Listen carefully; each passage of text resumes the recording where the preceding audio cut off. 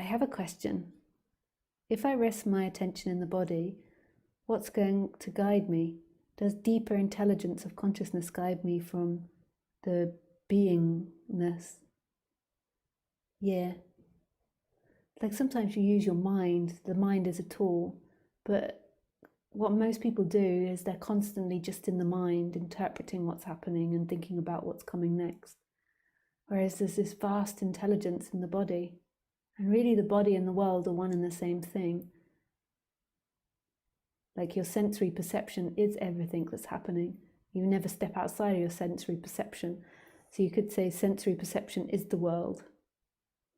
So resting more in the body, you could say life guides you, that the divine guides you.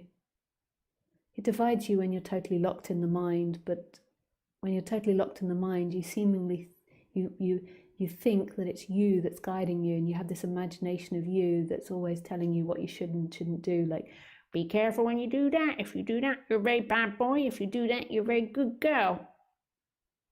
Bad boy, good girl. Funny, isn't it, that good g and girl and b and bad boy.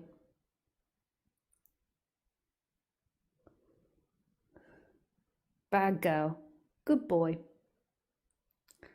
And that's all taught. So that's taught to you from your past, from your parents, from your society, from your genetics. Maybe not your genetics. Maybe your genetics is having some form of influence.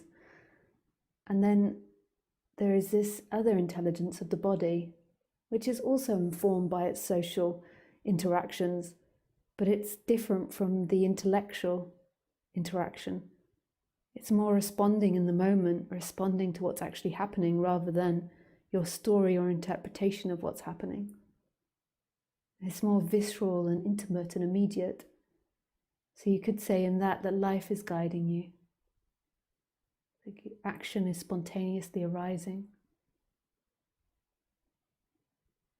It all contradicts itself in the end.